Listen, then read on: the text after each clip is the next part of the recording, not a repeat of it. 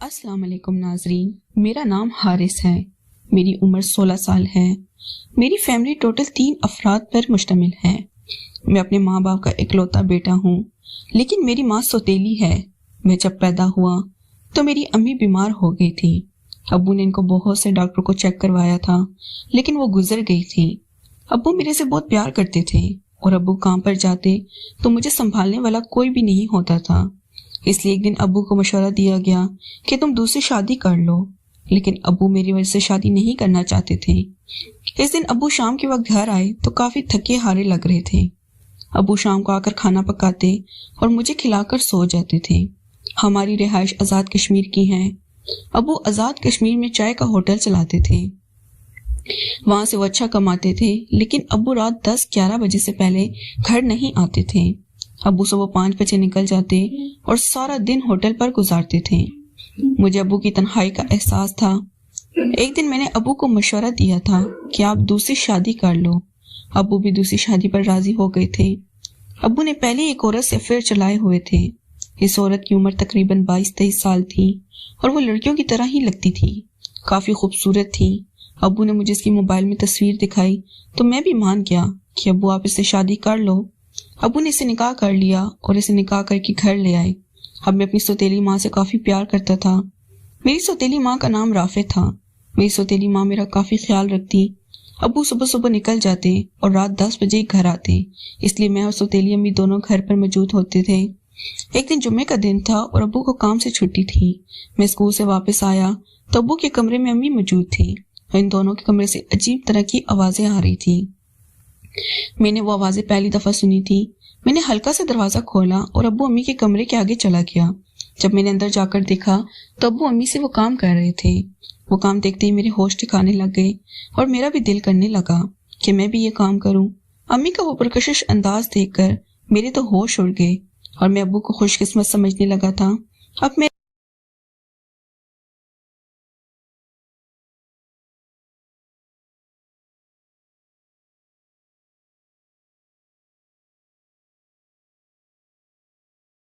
दिल था कि मेरा भी अब्बू की तरह कहीं जुगाड़ लग जाए और मैं भी किसी लड़की के साथ ये काम करूं।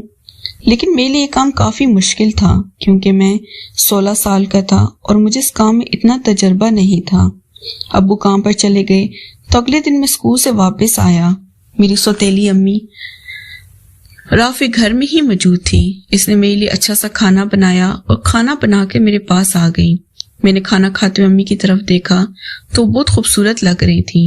इन्होंने दुपट्टा नहीं पहना हुआ था और इनके नशीब व फराज मेरे सामने वाज़ा नजर आ रहे थे।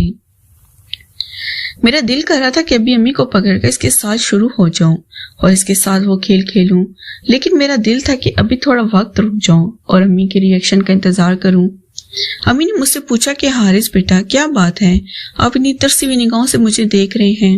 मैंने अम्मी को कहा कि अम्मी, मैं कल दिन को स्कूल से वापस आया तो आप और अब्बू कमरे में क्या कर रहे थे।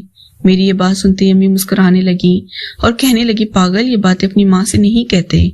आप ये बातें अपने दोस्तों से पूछ लेना, आपके दोस्त इन बातों के बारे में अच्छे से बता देंगे। लेकिन मैं जिद करने लगा कि अम्मी मुझे ये सब काम बताओ।